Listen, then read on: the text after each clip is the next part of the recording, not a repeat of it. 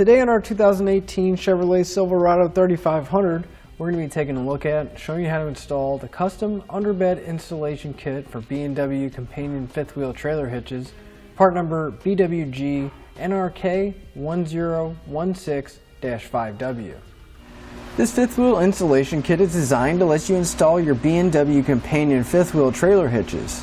The adapters are part number BWR VK 3500 or part number BWR VK 3400. The underbed design of this kit allows for full truck bed access when you're ready. It's under 5 minutes to convert your empty truck bed into a fifth wheel hitch. We'll start by unlocking our B&W hitch and installing our fifth wheel adapter. We have ours pre-assembled, but you can adjust the uprights here depending on your truck and trailer combination. At this point, the hitch is ready to attach to the trailer. There's a little clip here that you can release. Basically, it's a safety pin. Then you can swing the handle out and you can watch the jaws open. You're ready to back onto your trailer. Once you're secure onto the trailer, you can reinstall the clip. And since the fifth wheel installation kit doubles as a gooseneck hitch, when you're not towing your fifth wheel, you can remove it, and this frees up the hole to reinsert the hitch ball when you need it. Now our hitch is going to feature a steel construction with a nice gray powder coat finish, which is going to look nice on any truck. And it is a custom install kit, which is going to cut down a lot on our install time, and we're not going to have to do any kind of welding. To begin our installation, we're going to need to mark the point where we're going to be drilling a hole in our bed. And we're going to find the measurements in our instructions. And it's going to depend on what kind of bed you have, if you have a full 8-foot bed or if you have a shorter bed. So we're going to measure the length right there at the edge of the tailgate. Just hook your tape measure on the edge of the bed. You don't want to go past that and go onto the tailgate itself. Once we have the length measured out, we're going to find the center point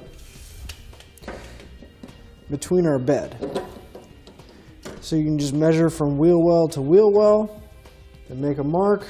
And where those two lines intersect, that's going to be our point that we're going to make our pilot hole. So I'm going to take a rather small drill bit. I'm going to drill right in the center of those two lines as my pilot hole, then we can come back and enlarge the hole.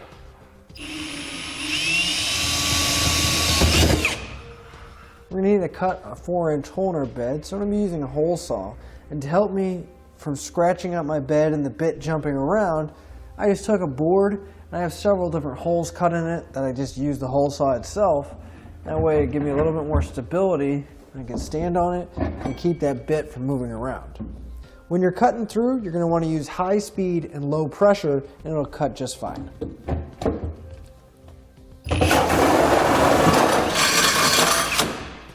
It's never a good idea to leave exposed metal on your vehicle because it leaves it open for rust and corrosion. So I'm going to take a little bit of spray paint. I'm going to spray on the inside of the hole I cut, hopefully covering up that bare metal. If we move to our passenger side wheel well, we are going to have to remove the liner. And if we look, we're going to have these little Torx bolts holding them in place. There's going to be a total of 13 of them. And I'm going to be using a T15 Torx bit to pull them out.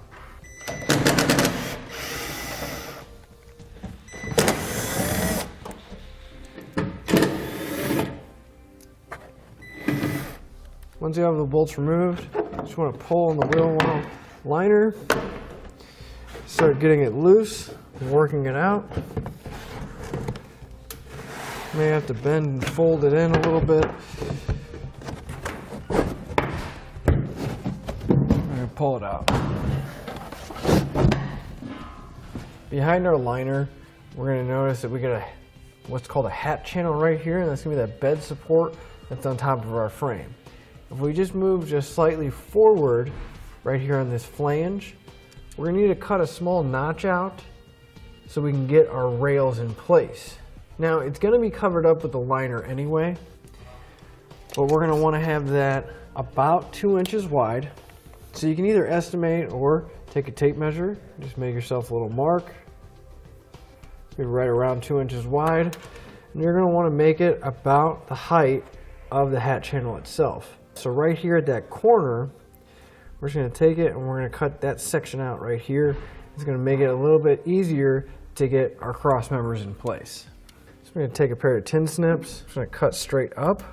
It is a little bit of thick material, so it may take a little bit of force. Or if you have a cutter, an electric die grinder, that'll work as well.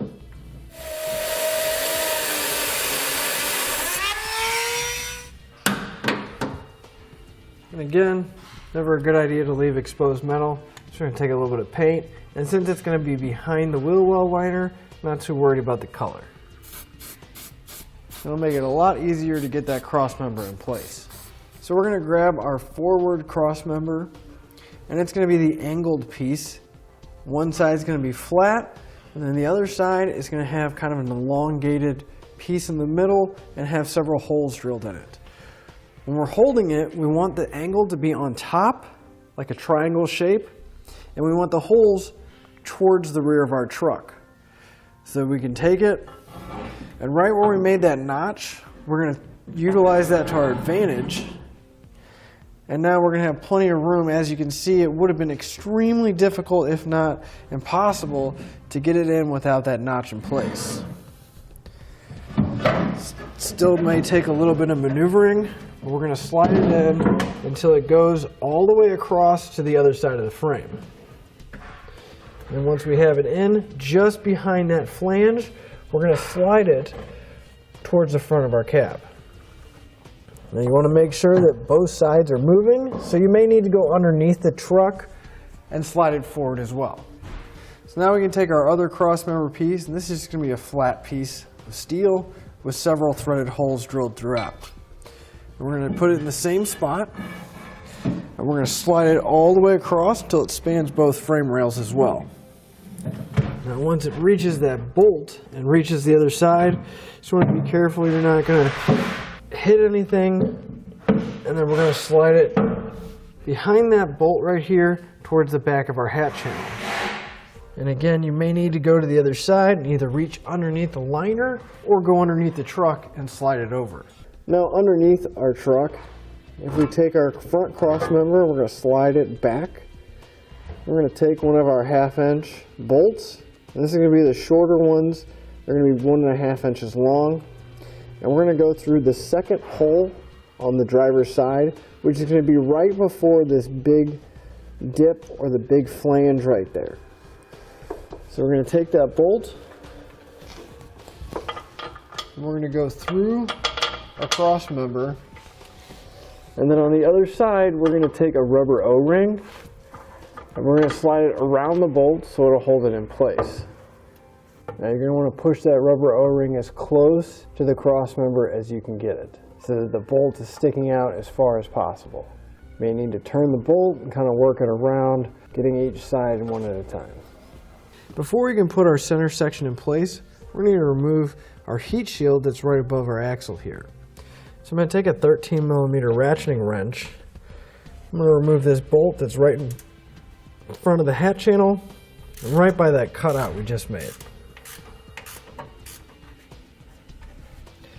Now if we move rearward, we're going to have another bolt right behind the hat channel that we'll have to remove as well. Now underneath, right by this cross member here, we're going to have one bolt that's on top, and if we move towards the front of our cab, right on this other cross member, there's going to be another 13mm bolt that we're going to need to remove before we can fully remove our heat shield.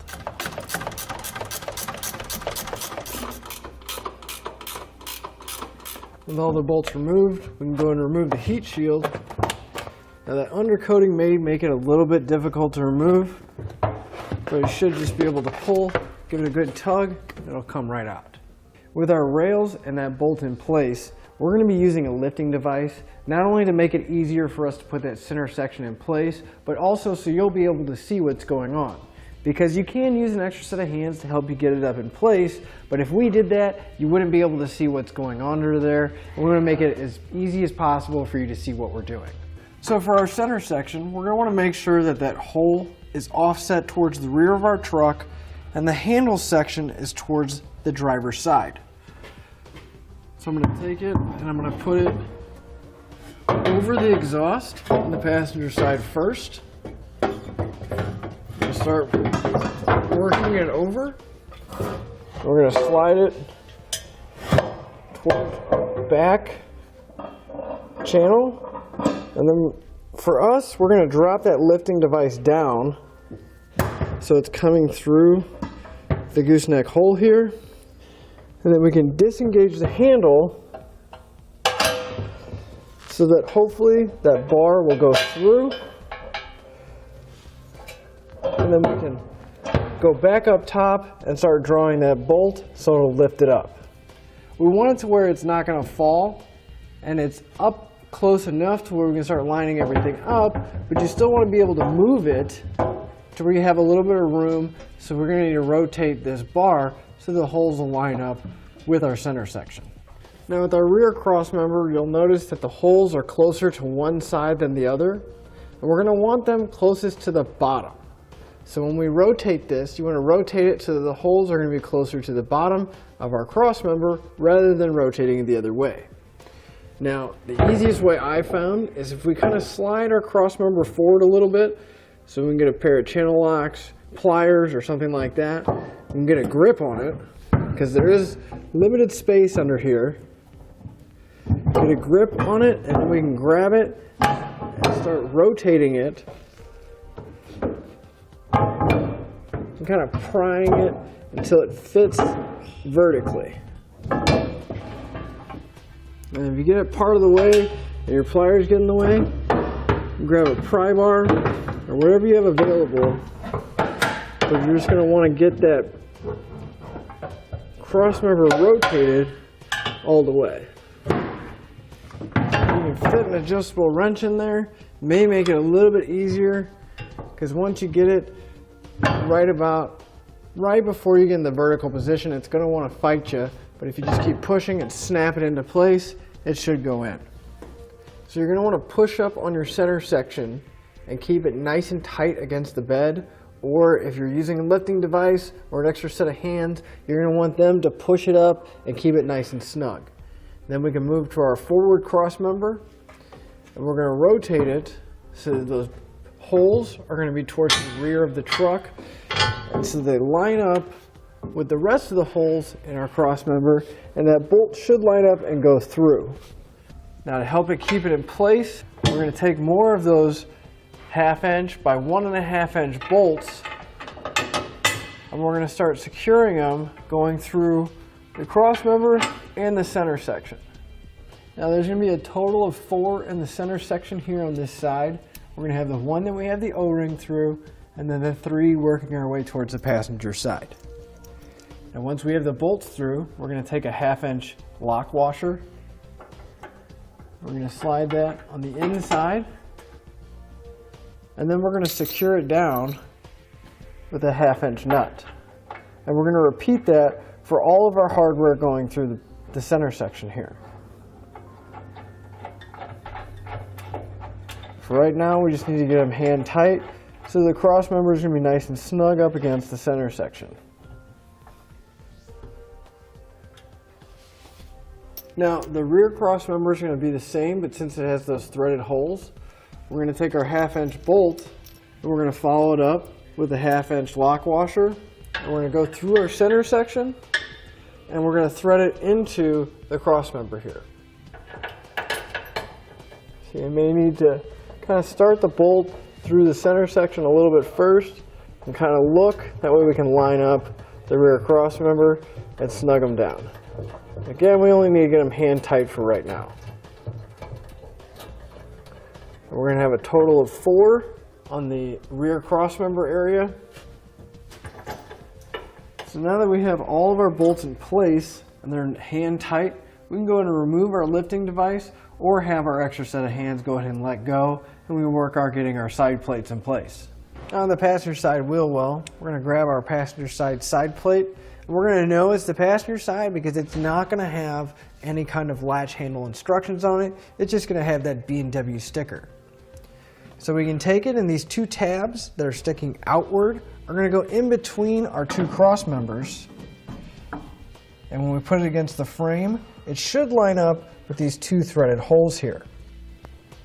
We're going to attach it using our M16 bolt, followed by a 5/8 lock washer. and then a rather large 5/8 flat washer, and we're going to go through the plate and thread it into the existing holes in the frame. Now for right now, we just want to get this in hand tight in case we need to slide it back and forth just a little bit because the holes are slotted. Our side plates are going to attach to our cross members here as well. So we're going to take our 1/2" bolts, we're going to go through the cross member, line it up with the side plate, and then on the inside we're going to follow it up with a 1/2" flat washer, followed by a lock washer, and then finally securing it down with a nut. Now right now we're just going to leave this pretty loose. We're just going to do it hand tight when we can get our next bolt in place. On the back side, since we have a threaded hole in the rear cross member here, we're just going to take our 1/2" bolt, follow it up with the lock washer and flat washer, and then go through the center section and thread it directly into that cross member. Now that we have all the bolts in place on the passenger side, we're going to repeat that on the driver's side. Once you have all your bolts in place and them nice and snug, we're going to come back and we're going to tighten up our side plate bolts, those 16mm bolts. We're going to be using a 24mm socket to tighten them up. We'll repeat that for the other side as well. For the rest of our hardware, we're going to go ahead and tighten that down as well. We'll be using a 3/4 inch socket and wrench to tighten up the 1/2" hardware.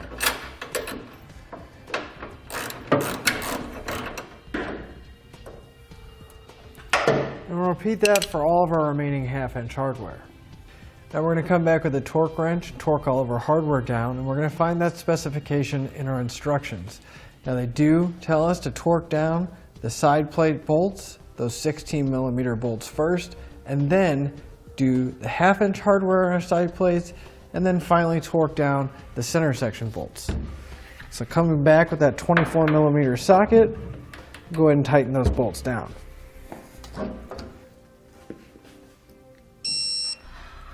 We'll repeat that for all of our remaining hardware.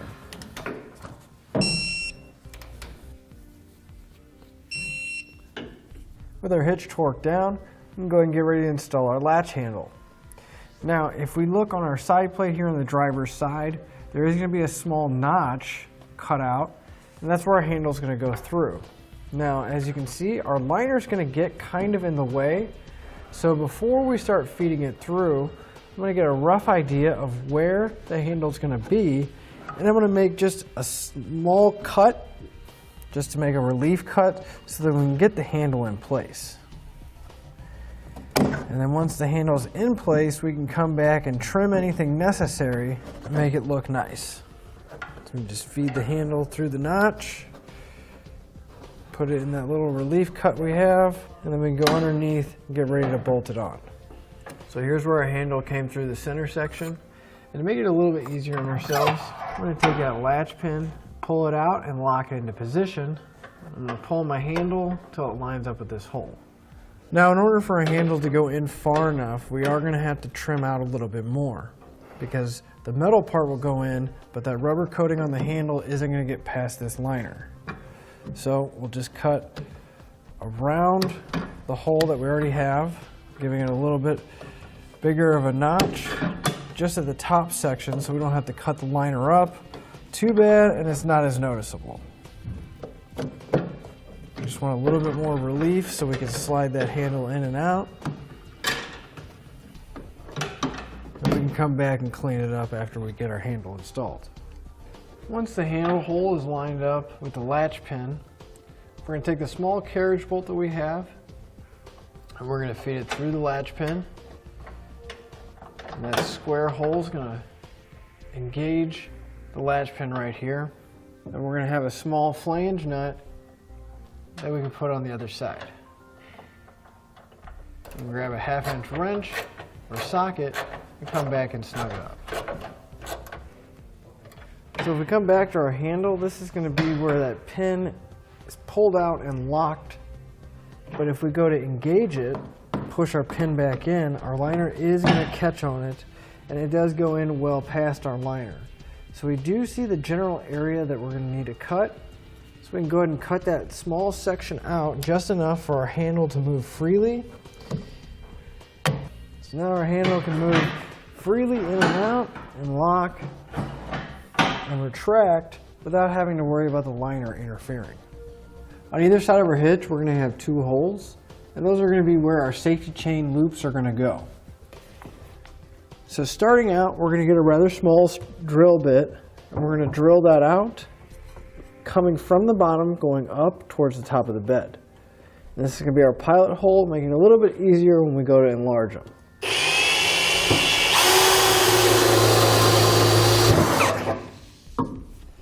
With our pilot holes drilled, we're going to come back with a 1/2 inch drill bit and enlarge those holes all the way out to a 1/2 inch.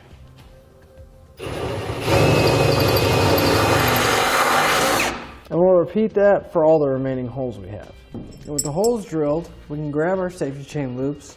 We're just going to drop them right down through the bed. Then we can go back underneath and put our hardware in place. Now where our safety bolts came dropping down through our hitch, we're going to take our spring, and with the thick ends going towards the top, we're going to go around one of the studs. Then we can take the nut and we're going to thread that in place. Now, right now we're just going to get them on hand tight until we can get the rest of the springs and nuts in place. I'm going to come back with a 3/4 inch socket, and I'm going to tighten those nuts up until the bottom of the bolt is even with the bottom of the nut.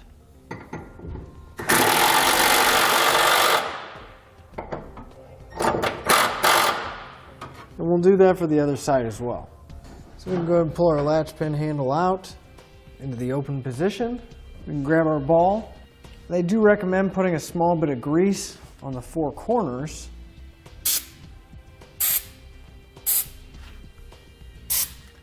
So we just spray a little bit on there, then we can drop it down and re-engage the handle. So we can go ahead and put our liner back. Just make sure that we put all the hardware back in place.